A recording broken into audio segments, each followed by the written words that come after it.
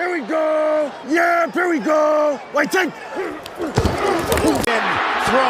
End zone. Caught. Terrence Williams. Touchdown, Cowboys. Tony Romo.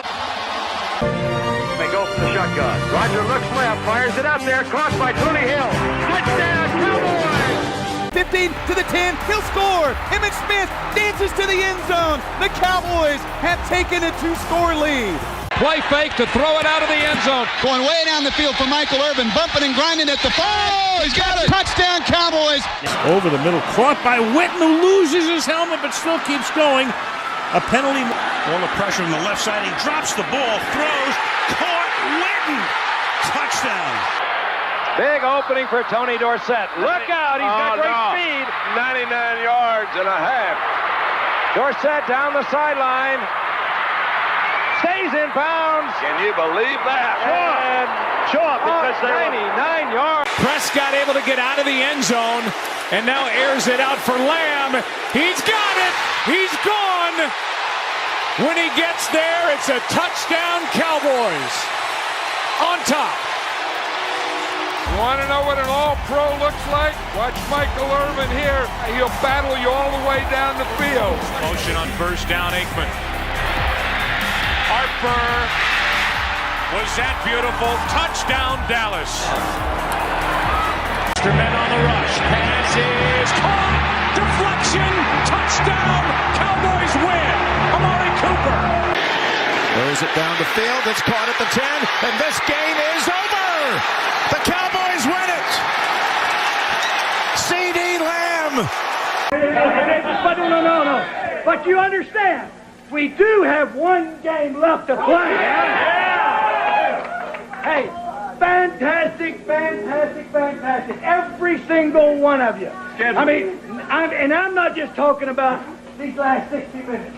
I'm talking about the quarterback schools, the mini camp, the off-season, the training camp, down in Austin when it was hot and you were tired, the whole bit. Everybody, you did one hell of a job. And the only thing else I got to say is, how about them Cowboys?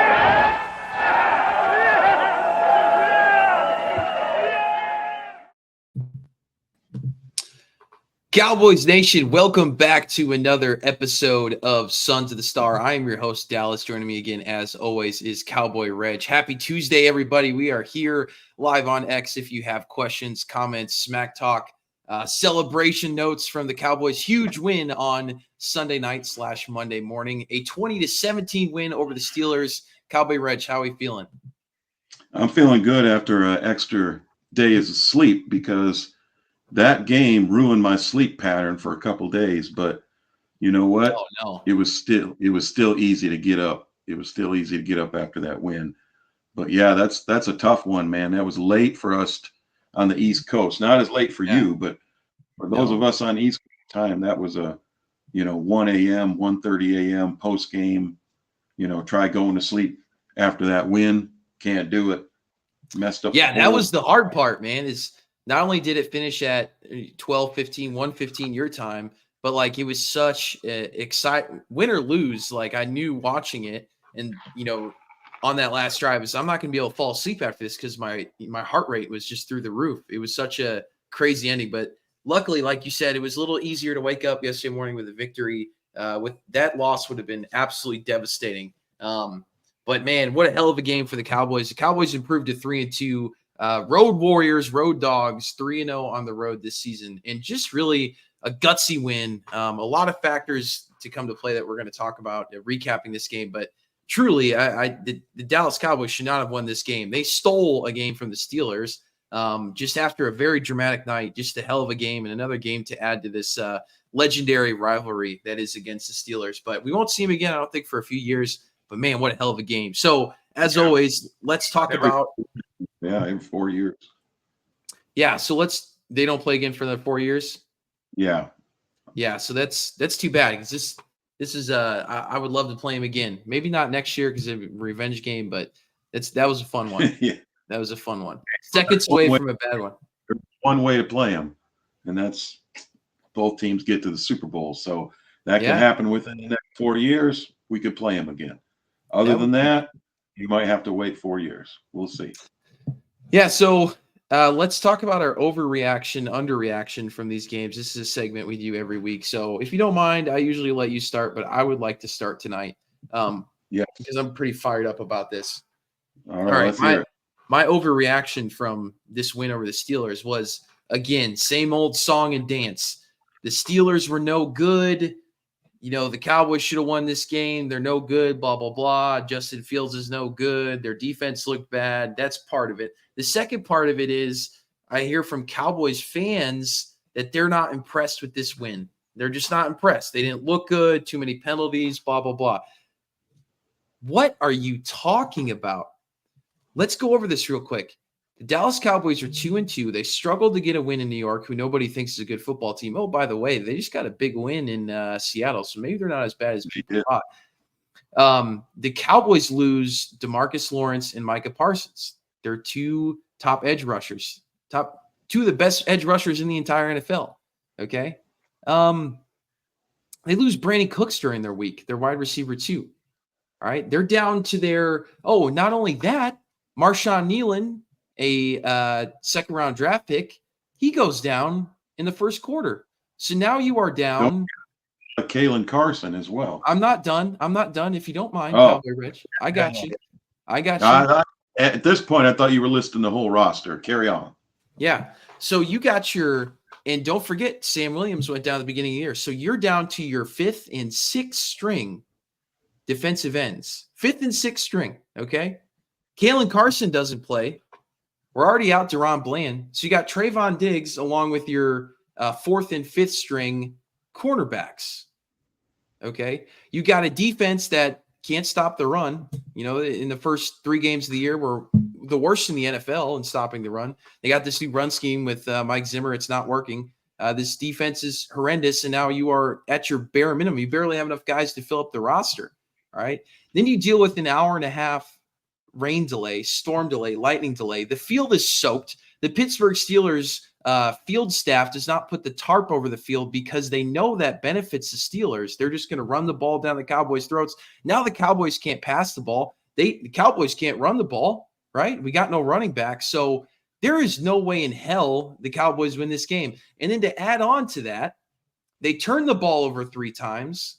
You get a field goal blocked by the Steelers.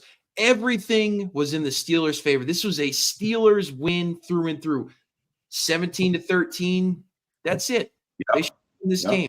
99 times out of 100, they win this game. But no, the Cowboys were more physical. The Cowboys won this football game. They took it from the Steelers. They showed guts. They did a complete 180 of week 2, week 3. I mean, they look like a totally different team. They were chippy. They were out there fighting. They were more physical. They beat them up. They beat up the Steelers. This is one of the most impressive wins I've ever seen as a Cowboys fan. 28 years old. I know it's not that old, but for my time as a child watching this team, one of the most impressive wins. Just gutsy, incredibly impressed. If you don't like this win by the Cowboys, I don't know what to tell you. You got to stop watching football because you don't know ball. If you want them to blow teams out, if you're more happy after this week 1 beating the Browns than you are after this win, we can't be friends. Because quite frankly, that was the most impressive win I've seen from the Cowboys in years. It's amazing. It's amazing what they did. Underreaction, just look at my first point. If you are not over the moon with this win, I don't know what to tell you. Yes, there were problems. We will talk about that. But this was incredibly impressive. Incredibly impressive. Cowboy Reg, I've stolen the floor. It's up to you. That was hey, Jennifer, thanks for stopping in. Love the pumpkin cowboy, as we told you last week. We love that pumpkin cowboy. The underreaction, and I'm gonna not mention the news source because I do like their news, their sports news. But one of their headlines today was the Steelers' offensive performance versus the Cowboys proves they need Russell Wilson at quarterback. Oh, yeah. So now the Cowboys, all the Cowboys did was prove how bad Justin Fields is to the national media. All of a sudden, they're not going to give us credit for the win. So The underreaction is in that story alone, where they consider us beating them as time for a quarterback change. That's how much respect we get. Right. Yeah, I mean, I don't think a lot of Cowboys fans are overreacting. It's kind of hard to think of an overreaction. It's a good win, and I think it's okay to overreact to a win on the road in tough conditions against the AFC team that you have a rivalry and a history with, where the fans are going to show up. Did you see how many fans came back after the Lightning delay? They filled the stadium right back up. These fans were hyped to play the Cowboys, and the Cowboys showed up. So I'm not sure you can overreact to that. I think you have a right to if you do. Yeah, I mean, like I said, it was just all odds were stacked against the Cowboys in this game. They had no business winning it. They just looked just like a totally different team. And honestly, like, I was so impressed with how physical they were and how hard they were playing, that even if they lost this one in a tight one, I mean, I would have been really upset. And we'll talk about the implications of losing this game. But I think I'm not going to say the season's over if you're 2-3, but with this upcoming schedule, it wouldn't look good. And they had so many opportunities in this game, but that's what was most impressive to me. And that's what I look for. And it sounds cheesy, but it's like, to me, it's more about effort, like, this is what is going to change. And I don't know, maybe it's one game at the end of the day, but if they can rally around this game and make that their culture, what they showed in this last game, then I think they could actually turn this whole franchise, around. Not franchise as in the history of the franchise, but the Cowboys that have, of the past few years, the culture, right? Yeah, the culture, of the past few years. So look, it's great. We love blowing teams out last year, but they didn't win games like this last year. And I think that, they might have opportunities to blow some teams out this year, but like, these are the types of wins. These are the types of games that you play in the playoffs. So look, man, I'm not saying this team's going to the Super Bowl or anything like that, but this is a huge step in the right direction. So really impressed. Let's talk about the actual game. Anything else you want to mention before we just give a quick recap of this game? No, I can't believe how we're agreeing on our takes so much so far this show. We're usually disagreeing by now, but it's just the team that comes to mind for me is last year's Green Bay Packers. They're winning close games and they're winning ugly, and they were sneaking into the playoffs. And when they came into our place, they just balled out on us, and we looked like a deer in headlights. So winning those tough games in tough conditions will make you a playoff tough team. And I'm starting to look at a team like the Cowboys in Pittsburgh and thinking they look a heck of a lot more like a playoff team this week than they did in the previous 3 weeks. Even the win over the Giants, we weren't satisfied. So, but that looked like a team that could be a tough out.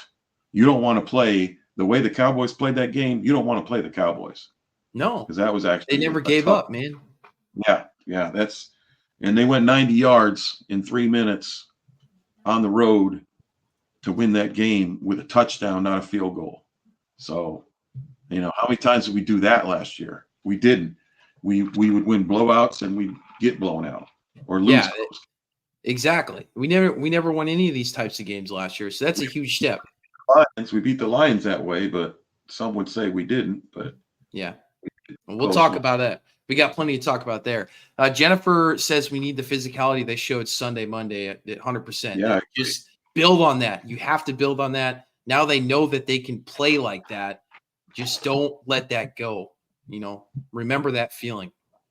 GOAT UNC status, Caleb says, what do you guys think of Pickens' behavior toward the end of the game? I mean, it was kind of a cheap shot. He ripped Jay Lou down by his face mask at the end of the game. They were jawing back and forth the whole game. Man. I mean, Pickens was upset. Look, we've known plenty of dramatic Pittsburgh Steelers wide receivers in the past, and he was really upset. They were going back and forth all game. I love to see it, man. I love to see a guy that's pissed off at the end of the game that didn't have a big one. So you knew that Jay Lou got in his head. He was probably one of the most physical guys. Coming off the field, Jordan Lewis was like, his shoulder pads were exposed. His jersey was dirty. It was ripped. It just looked like he went to war, man. So I thought it was awesome. But yeah, I mean, it is what it is. I'm not gonna pick on Pickens, no pun intended. But I mean, I get it. He had a little, hissy fit at the end of the game. So what? He had a bad game. He got shut down. Let's see what he finished with here. He had 3 catches for 26 yards. So on 7 targets. Yeah. So, I mean, I'd be mad too. Shut him down. Yeah. He mad. Yeah. So like you said, it was kind of a slow burn of a game for sure. It was kind of a dud first half. The Cowboys get the ball first. They go down and kick a field goal. Brandon Aubrey kicks a 55-yarder in a wet field. Another just great game by Brandon Aubrey. The thing about the field is no one will be able to kick over 50, and that was going to affect the Cowboys. Well, then we start the game, and he boots a 55-yarder that hits the back of the net. So, hello, this kid is special, and I call him kid because he's a second-year guy, but I think he's like 28. I think he's like your age, man. Probably. Like 28, so he's not a kid. And that's unfortunate because he seems like that might be the kicker that you want to make a long-term commitment to. And maybe, teams usually don't do that. You get Justin Tucker and you do that. Well, Jerry might have to dig deep and he might have to pay the biggest kicking contract of all time. And I'm not joking around. If you don't pay this kid, 31 other teams will, because he's the best kicker in the league. And he might be the best kicker the league has ever seen. Wow. Yeah. I mean, let's see. Let's break that record. No, I mean, his track record has been incredible. Locked. And that they're going to have to. And I told you the week before, what did I tell you? I said, it's good when he missed one because he ain't going to miss another one. And he comes out and he hits a 55-yarder in the rain.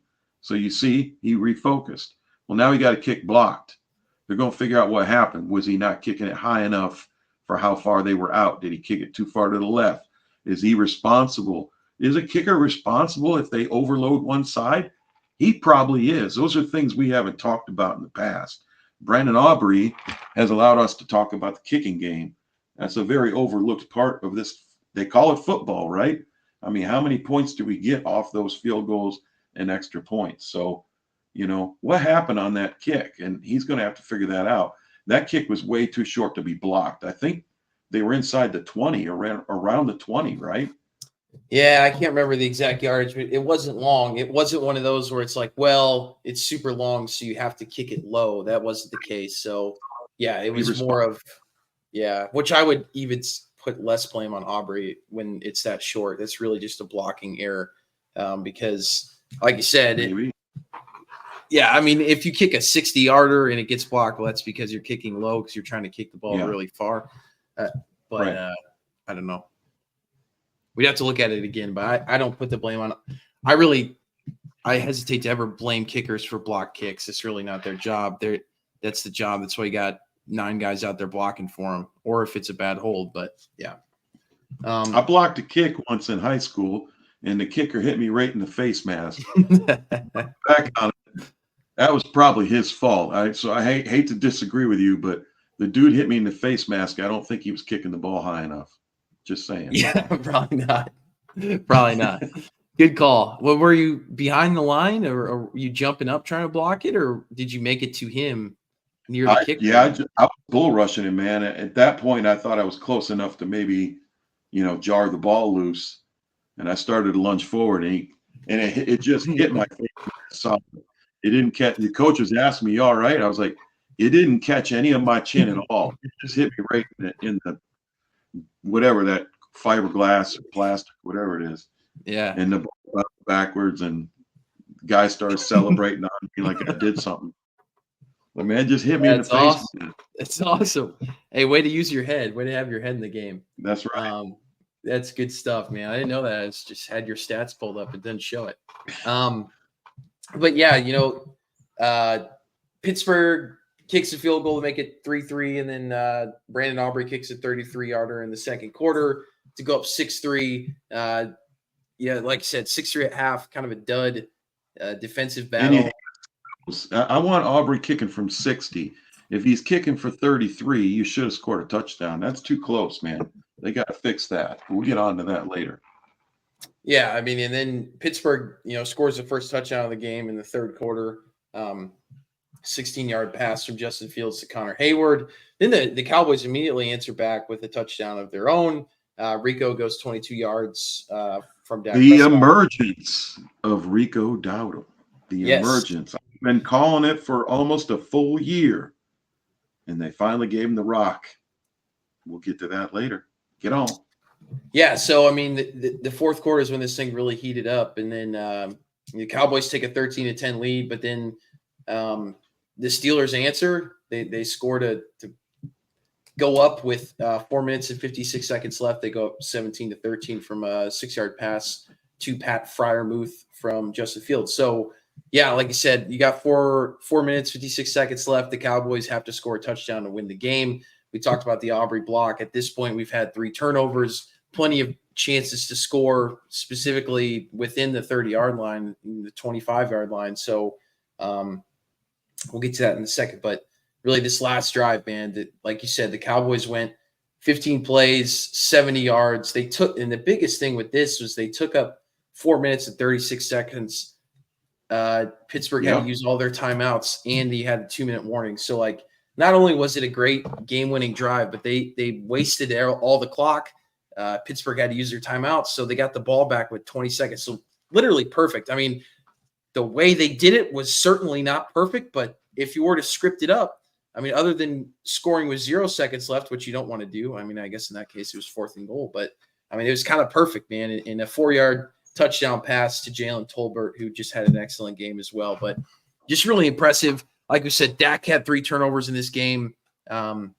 He made some bad decisions pretty much on all 3 of those. You could really put the fumble on him and the 2 picks on him as well. But CD would definitely put one on him. We know that.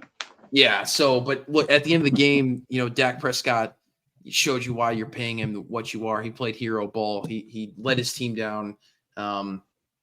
Recovered a key fumble by Rico Dowdle on a third or a 2.5 inch line. I don't like the play call there. Oof. Yeah, so the Cowboys tried to run it up the gut on 2nd and goal. Rico fumbles. Like I said, they're on the inch-yard line. They tried to punch it in. I would have liked Dak to take the QB sneak there, or maybe give it to Lukey. But I don't know what they're doing there. Lukey, hot, man, he was running like a freight train all night. I don't know why. I don't know why they have Rico going up. If that's Rico's decision to go up over the line, or is that the play call and they block a certain way to adjust for that? If that's a play call, I don't like that play call. Dak, maybe they run Dak there, except for he freaking fumbled the play before. Thank God he was out of bounds. If he's 6 inches forward, he fumbled in the pylon, the game's over. Yeah, so, I forgot about that. He almost fumbled on the pylon. That was a good run by him too. That was a good little scramble on 1st and goal. I mean, and but yeah, that was sketchy. And man, block field goal and a fumble, and then that right there was close to being something that you'd see on the internet for the next 30 years. Oh. So thank God he went out of bounds. But yeah, I don't know why they're not giving the ball to Lutke there. Now, on 4th down against the Giants, a 4th down play, I seem to recall Lutke going forward. He saw it was packed. They stacked the box, and he actually bounced outside and outran the linebacker and then kind of stumbled ahead for 3 yards. And I thought, they finally trust him, because I think he should be the short yardage guy. He's run harder than Zeke. Zeke did a pretty good job. He ran the ball a couple times forward, I thought. But I think they should have gave the ball to Lutke there. He got him there. That he's stumbling and barreling forward as a tight end on that, or screenplay. Wasn't it a screenplay, or did he line up as tight end? That got him, what was that, a 30-yard play maybe? That was a big play. So give him the ball 18 yards. Yeah, 18 yards, which is big for a fullback. Give the ball again. Yes, that was questionable for sure, but it made it all the way down to 4th and goal. They ran a good play. I thought they ran a little shallow cross in the end zone. What I liked about that play is Jalen Tolbert talked about it after the game. So Jalen Tolbert and CeeDee Lamb are going to cross. So they're lined up on opposite sides of each other. They're going to cross over and basically kind of a pick play type deal. It's run a lot in the goal line scenarios. But depending on where the safety goes. If they're crossing within that 5-yard buffer, I don't think they call it a pick. That's why they run it tight. Yeah, it really depends on how you run your route. If you just bump a guy, it's different. Pick right there, you can get away with that. Well, the key is you can't hold on and block a guy. You can bump into a guy if he's in your way, but you can't actively block him as a wide receiver. That's really the key. But so they ran a crosser play. Now the key there is it's really depending on what the safety does where you throw the ball. So the safety either chooses to go. They're running man coverage. So the safety either chooses to go to CD or to go with Tolbert. And the safety went with CD, so he kind of, which would be expected, right? You expect CD to maybe get the ball on the 4th and goal. Dak threw it to Tolbert, which was good. And what I like about that is like Dak's not thinking, oh, I need to get the ball to CD here. He actually just thought about making the right decision. The whole second half, he did that. He didn't avoid CD. If you go back and watch, he just went with a guy in single coverage over a guy in double coverage, and sometimes CD was basically triple covered because they'd have double coverage plus a safety leaning his way. So, yeah, man. Jennifer, now, you know what? She stole my thunder. I was going to bring that up tonight. And Luke, I don't know if you text that in our fantasy football group or you put it on Twitter, but I remember you specifically saying when he went out, you kind of jokingly said, well, we'll actually just got better. Our line just got better having him on the bench. Hate to say that, but it's like what you said, Cowboy Reg, before the season. Like we have guys that are experienced that Guyton's starting over. So Jennifer Bullard says nothing against Guyton, but the offense seemed to kick in when Smith was moved over to left tackle, Bass filled in at left guard. Also, Zach Martin went out, which was huge too. Luckily, he was just out for cramps, but it was a little scary there.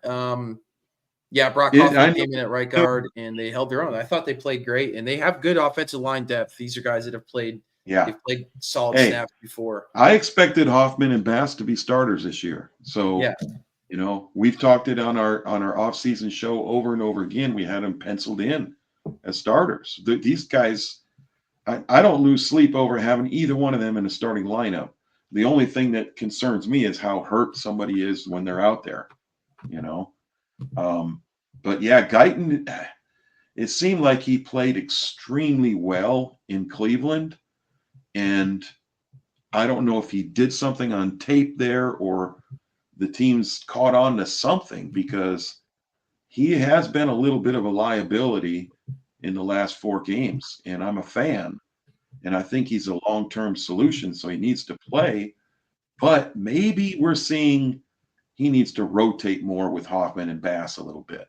Maybe it's not ready to hand him the keys to the car yet, Yeah, I don't know, man.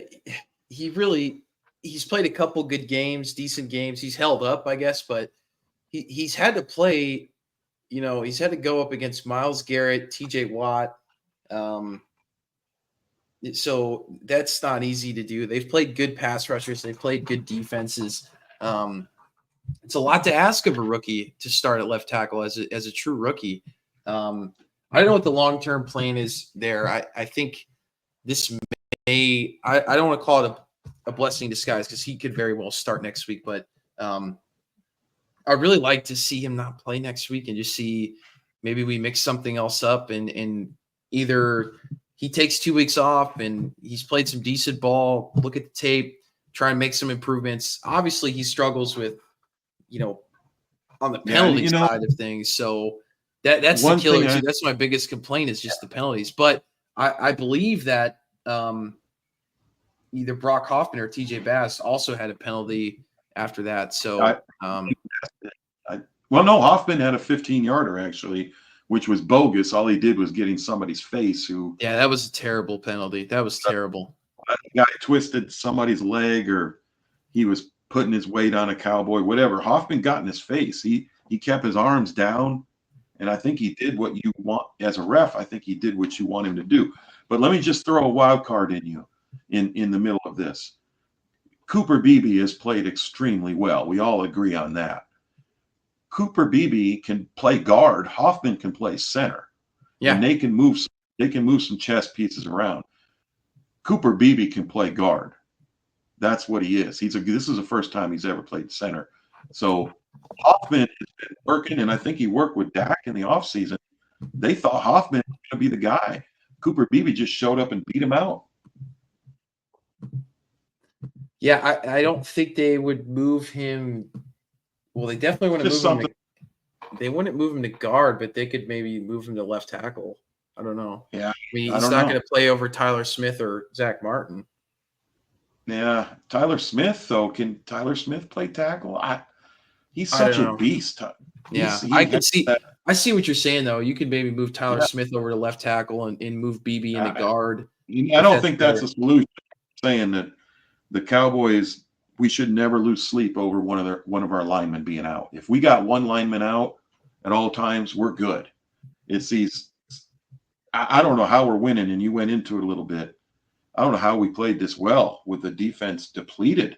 We got a guy playing that wasn't even employed a month ago. Yeah, it was crazy, man. And guys off the street literally to play, and we're shutting teams down 2 in a row. No one can run on us all of a sudden. Maybe Zimmer is. Oh, Zimmer's scheme is coming around for sure. Yeah, Yusuf says Bass was very impressive. Yeah, I thought he was all right. It says, "Hey, gents, what's up, Yusuf?" I thought he played decent. But yeah, there's some things you could do there. Really, at the end of the day, your problem is Tyler Guyton. I get he's a rookie and you want him to play. He's first round draft pick, but look, he's going to have time to learn, and learnings for the preseason unless you're on a rebuild. And I don't think the Cowboys are in a rebuild mode. There may be something you could do, like you said. You may be able to move Tyler Smith over to left tackle, move Beebe over to left guard, and have Brock Hoffman start at center. I'm not sure, but overall they've been decent enough. So we'll see. We'll see how that plays out. Jerry was on 105.3 The Fan and said that my thoughts would be that he's got a good chance to play against Detroit. So it looks like he's planning on putting Guyton out there. So we'll see how he progresses through the week. We'll see. More on that. And I think they taped him up on the sideline. Usually when you see guys getting taped up, they're thinking he might go back in. Yeah, he probably could have. Yeah. I think they just saw they were actually, hey, just take a seat, buddy. We're good without you. We'll give you a little rest. They saw what was going on out there. We were moving the ball without him. 14 points in the fourth quarter, man. We're moving the ball. Yeah, for sure. So, yeah, just more injuries. The injury bug has hit Dallas, though. It is a concern. Zach Martin going out with cramp. Luckily, that was just cramps. He said he had never cramp before in his life. So that I've been there. That sucks, especially the first time. It's never fun. You don't know how to handle it, yeah. Yeah, so that sucked. But, yeah, other than that, I mean, there was a lot of injuries. Hopefully, the Cowboys can get healthy and they're getting these injuries out of the way early on in the season. But, bye week's not coming for another week, and they got a tough one at hand on Sunday. So their depth is going to be tested. But the guys have really stepped up. Young guys have stepped up, and their depth too, and some of their off-season additions that weren't really in the news. But like I said, it was just really impressive win overall. Other than that, like some key performance, I could talk about this game all night, but we got to move on the show. Rico Dowdle, like you said, he played great. He's definitely established himself as RB1. He finally had, like you said, between 15 and 20 carries. He had 20 carries, 87 yards, and a passing or receiving touchdown. I'm sorry. That was a 22-yard receiver. You have to sit there and tell the world how right I was about Rico Dowdle. I called this last week that his carries were going up, and he needed to have a breakthrough, and he'd be the RB1 going forward. There it is. It happened. What a game for Rico. What a game. The biggest question I want to ask the world is, are we going to go with Uncle Rico or Rico Suave? We got to pick. We got to make up our mind. I got people texting. I got people posting Uncle Rico, and there's Rico Dowdle's picture. And then I'm seeing over here, I got people on Twitter posting Rico Suave, and there's Rico Dowdle's picture.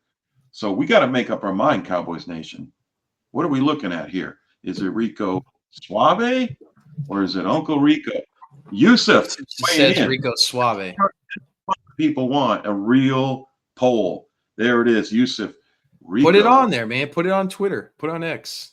Okay, we got to get a poll going. We'll get it going. Get a poll going. I like Rico Suave. I'm more inclined to Rico Suave. Uncle Rico is just he was kind of a joke, right? Uncle Rico is kind of, No, yeah. he was goated, but he was a quarterback. Yeah, well, I mean, he's claimed he could throw a ball over the mountain, but that's debatable. I'm not sure he. Uncle Rico was throwing the sidearms before Pat Mahomes was. Pat Mahomes did have sidearm to Uncle Rico. That's a good point. That's a true fact.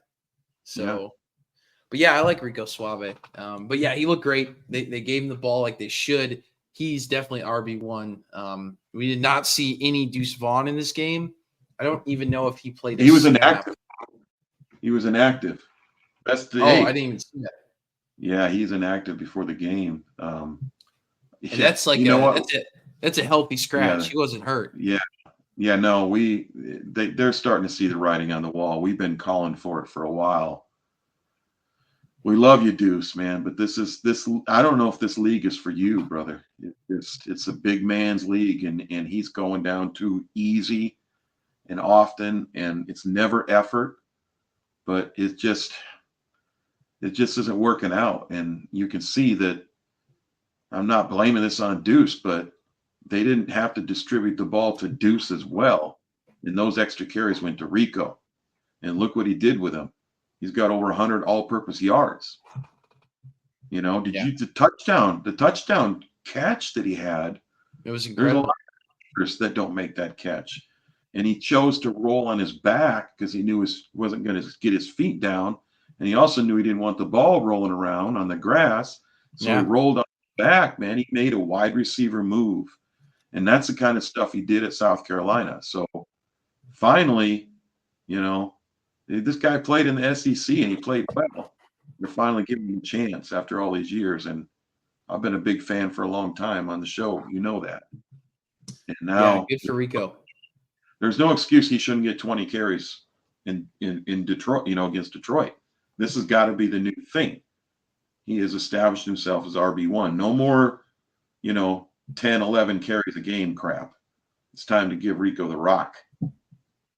Yeah, he needs it, man. He's deserved it. He's RB1. He's your guy. So keep feeding him. I thought he looked great. So yeah, he also had the longest Cowboys run of the year with 13 yards. So keep feeding him, man. And they got a lot of guys some touches. They didn't all work, but Rico's definitely the guy. And Hunter Lukey's getting, he's getting those carries that Deuce Vaughn was sucking up. Hunter Lukey's, you got Lukey running hard. Zeke, I still think, serves a purpose. His pass blocking, his relationship. I saw Rico get gassed and run off the field and ask for Zeke.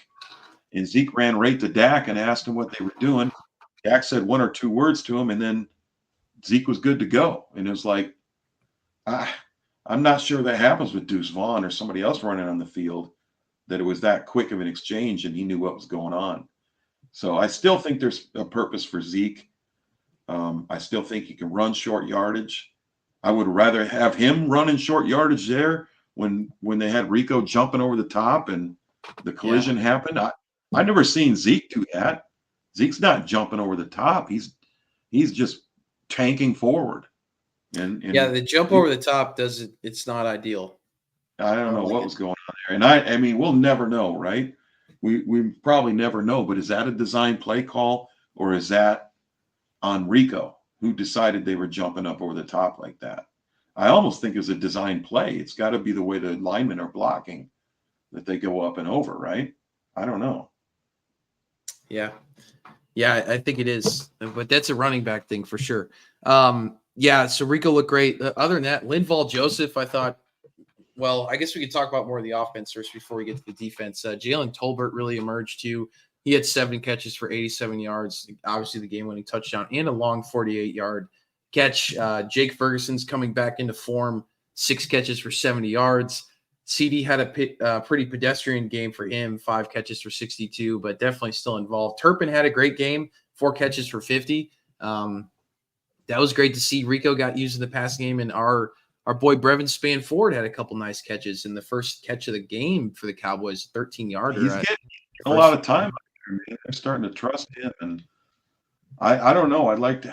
You were high on him in the preseason, but I don't know what's going on. Is that a slap in Schoonmaker's face, or is Spanford playing that well that they trust him? Because all of a sudden, Scooney's not. It seems like he's taking Scooney's time. He's not taking Fergie's time.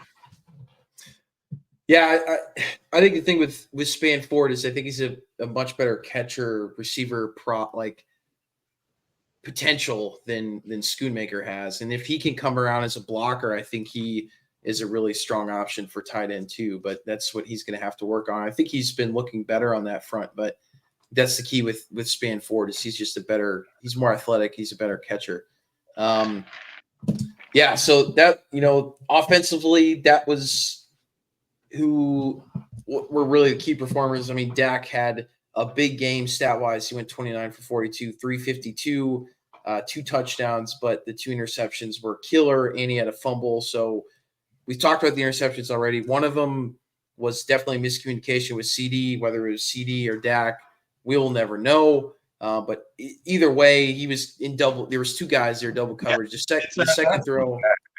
That's on Dak, and unless it was the wrong route. Unless it was the wrong route.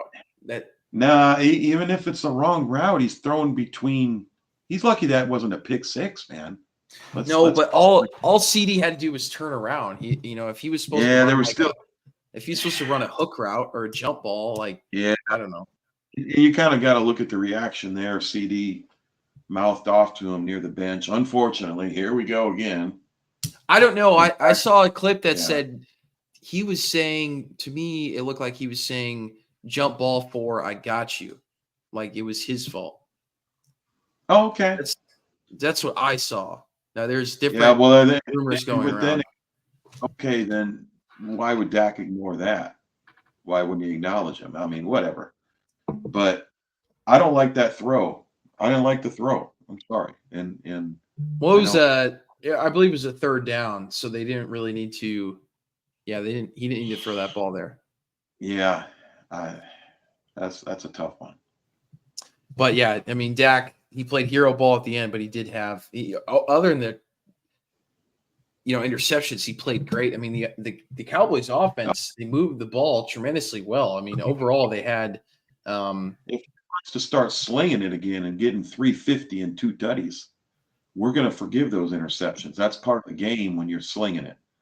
So yeah, I mean they had 445 total yards on one of the best defenses in the league. So and that's the positive, that's my overreaction. I said there wasn't an overreaction, but maybe my overreaction is saying to everybody, to the world, that this offense looks like it's figured it out. And then you'll say, well, why did they only score 20 points? Well, we know why. Fumble and 2 interceptions. Well, you're in the red zone. So you can just give us 9 more points automatic plus a block field goal. Now it's 32-17. That's how well this offense played. Yeah, they played tremendous. Unfortunate, and I hate to say it because he's the MVP of the game as well, but except for, unfortunately, Dak Prescott gave him the ball 3 times. Gave him the ball. Our turnovers were him giving them the ball for no apparent reason, holding the ball too long, taking a strip sack, and throwing a couple bad picks. But hey, go on. I'm sorry. I got a rant. No, it's tough. I mean, like you said, he's gonna have to clean that up. But at the end of the day, he's almost the reason they lost the game, but the only reason they won the game. So that's what I'm saying. It's kind of Tony Romo-esque. It's like, well, we expect that. We expect that out of Dak, but you know what? I kind of liked it. I kind of like watching him throw for 350 on the Steelers defense. I kind of like that. So I'm okay. I'm going to forgive him for those interceptions. I'm not going to forgive him for the strip sack, though. But that's a whole nother subject. But I'm good with the way he moved the ball all night. And Man, 90 yards. Look, I know I'm stealing your thunder, but this is something I got to tell you before I forget. Mike McCarthy and Dak Prescott out-coached and out-quarterbacked Mike Tomlin and Justin Fields. 100%. Okay? They went down with the Cowboys had all three of their timeouts as they marched methodically down the field and used over 4 minutes of the clock to score and walk away. In the meantime, Tomlin used all of his timeouts watching it happen and gave his quarterback zero chance to win the game. They only needed 3 points. If Tomlin doesn't use his timeouts, Fields is going to be able to go out with a timeout or two maybe and have a 3 or 4, maybe 5 play possession and try to kick a field goal, a long field goal, a nearly impossible field goal. But Tomlin took that away from him. So McCarthy, before we go any further, I got to give McCarthy and Dak credit for running that, not a 2-minute offense, a freaking 4-minute offense to end the game. How often do you see that? That was impressive. It was impressive. Yeah, with all the timeouts. And yeah, so it was great, man. They finished it perfectly how they're supposed to. They didn't know how to handle it. They were using their timeouts. They were confused on defense. They're like, what's going on? You know, they expected either a quick drive or they would force them to punt again or something. There was enough time, and the Cowboys had their timeouts. I thought when they were back on the 10-yard line, I'm like, well, if we go 3 and out, it's not the end of the world. We still had one more chance. And they didn't go 3 and out, man. They sucked up the whole clock and went 90. That was impressive. Yeah. Yeah, it was. It was awesome. It was good to see. So offensively, another strong showing for the Cowboys. Other than those turnovers, they really moved the ball extremely well. They really could have won this game, like you said, by a lot more than they did, potentially by 20 points. So hopefully that continues with less penalties, less turnovers, but they are moving. If the one thing they're doing is moving the ball. Look, defensively, another very strong performance, only giving up 17 points. We talked about it in the preview show. The Steelers don't have an explosive offense by any means, but whenever you're able to keep an NFL team to less than 20 points, you put yourself in a great position to win the game. You know, the biggest thing here is they only allowed 92 rushing yards. So they ran the ball for 109 and they gave up 92. So that's good complementary football, especially with the way that the Cowboys have been playing, where they've been inept in the run game and then giving up the, 200 plus yards a game. That's not going to work. Usually you got to run more than your opponents yards wise. And that's exactly what they did against a team that runs more than anyone in the NFL, whether they're good at it or not. Well, this game, they weren't so good, but we became the Pittsburgh culture. We adopted what the Pittsburgh Steelers have stood for years, playing defense, being more physical, and running the ball down the other team's throat in the fourth quarter. Absolutely. That's what we did. We took Steel City, took the game plan, took the playbook, and ran it down their throat. Man, I'm glad we don't play for 4 years. They're going to hate me after this. But man, we showed them what real Pittsburgh football should look like. These Cowboys showed up, except for those mistakes and the penalties, like you said. They got to clean that up, man. They're not going to have the luxury of shutting teams down like that every week, including next week against the Lions. Yeah, for sure. It's going to be tough. But luckily with the Lions, they are a more penalized team than even the Cowboys. So that will come in our preview show. But that is something to note. But yeah, that's got to get cleaned up. But defensively, they stopped the run extremely well. They look strong. And the other thing, too, is like just not allowing 92 yards. That's not as good as last week when they gave up, 26 to the Giants. But giving up less than 100 rushing yards is always good. Plus, like I said, this is the identity of the Steelers is to run the ball. But the big thing here is Justin Fields was limited to 27 yards, and his longest was only 8.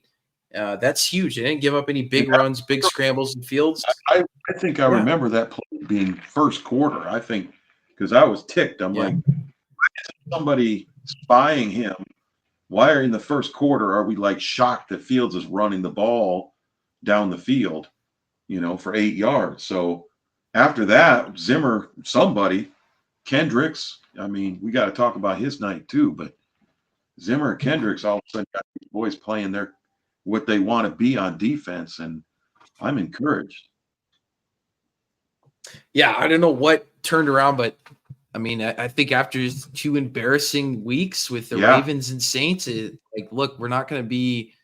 This is not us. We are a better defense than this, and they've showed up, man. And maybe it's the Zimmer scheme kicking in, but I mean, their backs were against it. Like I said, the Giants and the Steelers don't have explosive offenses, but the way that the Cowboys defense looked like in week 2 and 3, it's like it didn't matter who was playing. So really impressive. And they're down big. Like I said, they're down their 2 starting defensive ends, and they're down their number 2,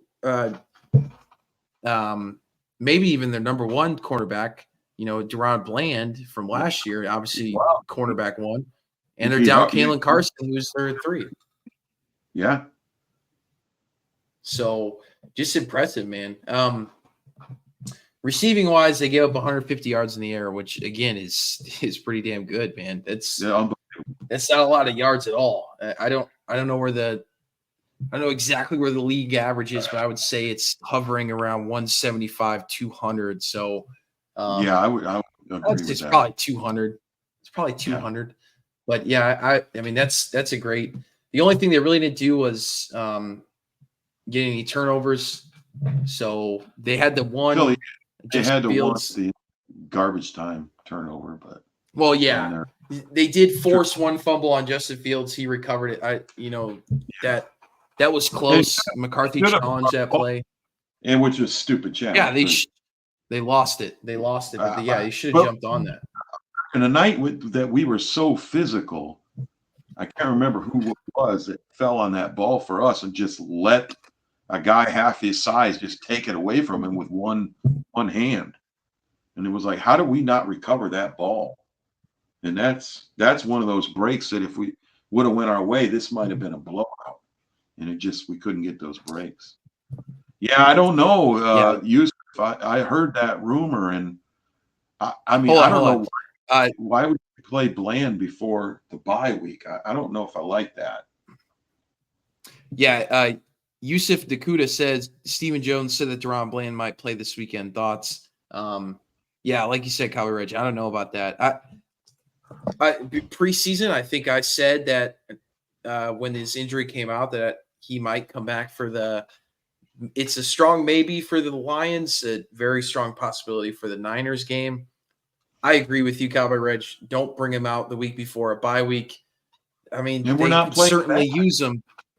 We're not playing poorly on defense, so it's hey, we can look. I mean, if we don't want to talk about it, but is it the end of the world if we're 3-3 at our bye week? It's not. It's not a bad thing. And Parsons, go ahead. I know I forget that our listeners can't see the question, so I keep answering questions. Yeah, we got to read them out, and you got to read them out. So I'm going to leave that for you. All good, man. All good. We'll learn as we go, Cowboy Reg. You're our color commentator, right? You're not. I'm supposed to drive the bus. It's not. All right. Get back to the driver. Jennifer Bullard. Jennifer Bullard says update on Parsons. According to Jerry Jones this morning, Parsons is iffy to go against Detroit. That was his words, iffy. So he'll be questionable. No, he doesn't need to play. Yeah, again, it's the week before the bye week, and Cowboy Reg, and I meant to bring this up too, is this. I wouldn't consider this week a must win. I would love to beat Detroit, especially after the drama from last year, but it's not worth running Parsons out there and getting him hurt to win this game. And I don't know if that's going to be I mean, he would certainly help. But I don't think he's healthy. So it's is it worth running him out there and getting him more hurt? Yeah, it's an ankle sprain. So it's one of those situations where what's going on with Nealon, though? The more rest, the better. Nealon's health might affect Parsons' push for play. and that's concerning. So yeah, I can see Parsons trying to play. I think Parsons is one of those guys that probably thought he could play he probably thought he could go back in the game after he got carted away. So he'll be pushing to play. I think you make him wait another week. I think you let Bland wait another week, and you say these guys are hot on defense without a couple guys gimping around. We don't need that. Yeah, Nealon's out 4 to 6. Nealon's out 4 to 6 weeks, so I hadn't heard he's definitely that. coming back. I know. Earlier it wasn't 100%, but he's actually having some surgery. But that sounds like maybe a partial tear or something in his knee. So 4 to 6 weeks on that sucks. Jennifer Bullard says I'd rather lose just to make sure they're healthy. Yeah, I think I agree with that. I mean, if you're gonna say, would you rather Parsons play and we win, but he gets hurt, or Parsons not play and we lose? I would take the loss because, again, we need to be healthy going to the bye week. If you're 3-3 going to the bye week, you're fine as long as you win that Niners game and improve to 4-3 because the schedule's getting really tough. But you cannot risk further injuries for the 6th game of the season. You got 11 more of these things after that, so it's not worth to rush him back with the ankle sprain. That's tough.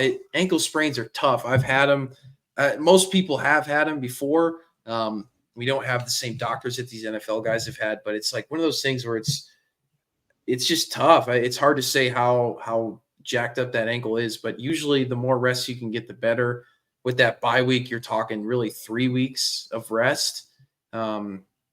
So that would be pretty good for Micah. So I would still side on he's not playing. I plan on him not playing.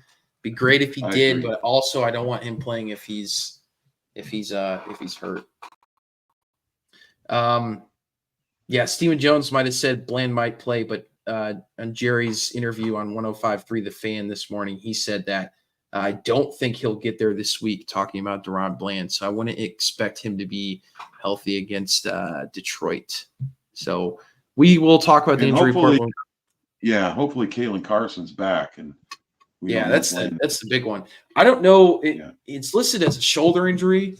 I don't really know the specifics on that. Those can be pretty tough because it's not – we're used to talking about knee and ankle injuries. Shoulder can be a plethora of things. He could have a rotator cuff issue. He could have a separated shoulder. I don't know exactly what happened with Kalen. Obviously needs to extend his arm to deflect passes, so that's concerning. Hopefully it's just a bruise from a hit that may be tender enough that they don't want him to take another hit. I don't know.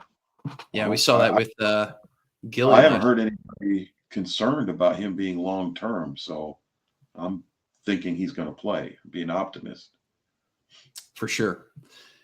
That would be a big help, especially but I mean, really, like you said, Cowboy Reg, that the secondary held up. Trayvon Diggs had his best game of the year. We called him out, or I called him out last week, and he played tremendous. He had, let's see here, 1 catch for 6 yards against Trayvon Diggs in this game. I would say it's pretty damn good. Yeah, it's pretty good. 3 targets, 1 catch, 6 yards. It's okay. It's okay. Diggs, wait a minute. The guy had 0 touchdowns on Diggs' neighbors. I don't want to hear about all these yards he had. They never scored a touchdown. I was happy with Diggs the week before. You were hard on him. Now he locked it down. He locked it down. He must have heard your criticism. Yeah, so he's still that man. He did. The other guy I want to talk about is Amani Oruwariye. That's my new guy. Amani. He's like Amari suit. This guy can play. Man, we got lucky with him. I like his energy, man. I like this guy. Yeah, Andrew Booth was the guy to replace Kalen Carson last week, and he played horrible. So that's what you're the new Drew Bledsoe quarterbacks, man. Because as soon as you get hurt as soon as they bench you, we can see the guy behind you is better, and we might have something special with him. We keep get lucky on these, drafted low free agent, whatever we got with him, these corners, and this guy looks good. Yeah, so he played 58 snaps, which was that's a lot. And he gave up 47 yards on 4 catches, 5 targets. It's solid, man. It's really solid. So a good day with the secondary. But Jordan Lewis also played a great game. Where did we get him from? What's the story on him? Was he on our practice squad? Did we poach him off somebody else's practice squad? Where did he come from? Because I don't remember seeing him. He was. He played with he didn't play last year, but he played with Detroit. He played with Detroit. He was drafted by Detroit back in a year ago. This dude's unemployed. He's not in the league. And this year he's shutting down corners in Pittsburgh. Jennifer says, I think I just heard King pouring ranch into his cup. Ranch water, right? It's ranch water, actually, Jennifer. That's the name of the drink, which is a soda water, tequila, and a splash of lime. You know that if you're from Texas. I'm not sure where you're from, but that's a drink of Texas right there, ranch water. So I like poured it right over his mic. He was drafted by Detroit and then played with them from 2019 to 2022. So I think he was a training camp guy, if I remember. Yeah. She's from Dallas. Okay. Oh, yeah. She knows the ranch water. I was confused by that. I forgot you asked her where she was from. But, yeah, I mean, she's a hometowner there representing. He was really impressive. And then, again, we talked about Jalen Tolbert already. But defensively, Eric Kendricks, again, he was all over the place. Overshown had a great game. Chauncey Golston had a great game as well. Tyrus Wheat stepped in and played well. So the D-line played well. Mozzie Smith held his own. He didn't look bad by any means. So he had a bad 15-yard penalty. Didn't he get that late hit? That was, I believe that Chauncey Golston had the roughing the passer penalty, right? Or was that targeting? Oh, yeah, that was touchy. There was a couple of touchy ones, but still, you got to know nowadays. Yeah, I thought that was a terrible call. I'm pretty sure that was on Chauncey Golston. Yeah. But, he had a half sack and a quarterback hit. I thought he had something. And overall, he played well. He was in on a sack. Right? You talking about Mozzie? Mozzie or Chauncey Golston? I'm talking about Wheat, Tyrus Wheat. He had half a sack in one quarterback hit. So, man, I don't remember. You'll remember that Linval Joseph sack. He came from defensive interior, just busted through the line and tackled Justin Fields. That was that was probably the best sack of the year for the Cowboys. That was pretty impressive. So maybe that was Carl Lawson with the late hit. I can't remember who exactly that was. We'd have to check that, but. Yeah, overall, I mean, they did have 3 sacks on Justin Fields, which is good. He's a mobile quarterback. So with the depleted group, with no Sam Williams, no D-Law, no Micah Parsons, no Marshawn Nealon, they ended up with 3 sacks, which is unbelievable. Yeah, I mean, they showed up, man. They played a hell of a game. So really impressive. Hopefully we'll continue to see that, and definitely with the addition of Micah back in a couple weeks. So any other takeaways from this game, Cowboy Reg, other than just really a gutsy win in Pittsburgh?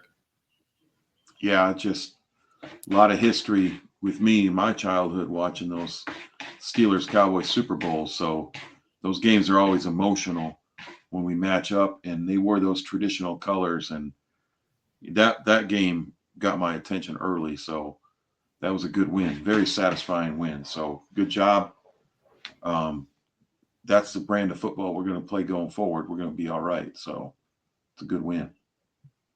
Yeah, for sure. That was an impressive win. Hopefully moving forward, they continue on this trajectory. They play physical. They back each other up. That was the other thing that I thought that was great. I get it. They got into some fights. They might have got some penalties, but I'd rather see that they're backing each other up and they're not taking anyone's crap. So I thought it was great. Again, another great showing by the defense that needs to continue if we're going to win ball games. And the offense is really showing improvements too. They're moving the ball really well. They got to clean up some turnovers. We ran into penalty issues again this game, so they have to clean that up at some point. You can't sustain that. But again, you turn the ball over three times. They had 11 penalties for 87 yards, and they still won the game. So you clean up some of those things, you're really cooking. So let's hope for that. We went a little long today on the post-game show, which is to be expected. It was a very impressive win. So I think we're planning on doing a preview show maybe later this week or on Sunday before the Detroit game. There's just too much to talk about to try to fit this in at that episode. But other than that, Cowboy Ridge, you have any parting shots?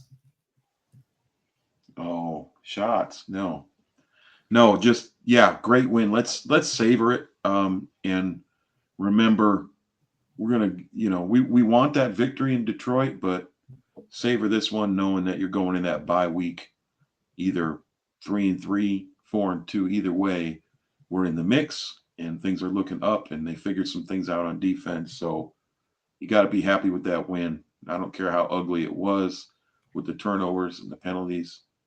Take it. That's a good win.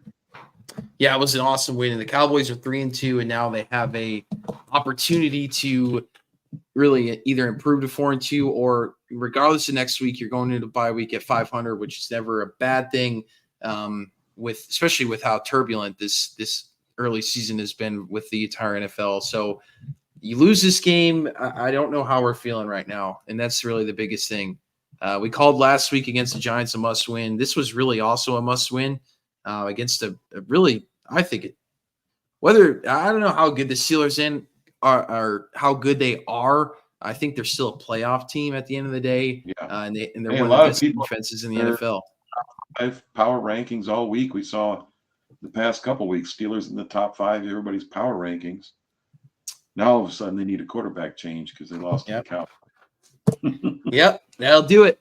There it is. Yeah, I mean, they're still a good team. So a tough AFC opponent in their house on a weird night, rain delay, all that jazz, lightning delay, I should say. The game started an hour and a half late, finished way late into the night. So really impressive win by the Cowboys.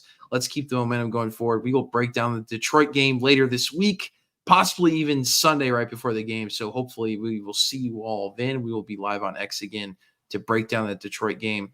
But for that, this has been a pleasure. Thanks for joining us tonight in talking about that great Cowboys win. And we'll see you next time. Go Cowboys.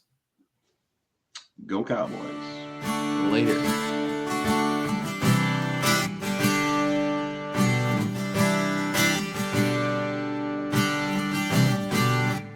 Thank you.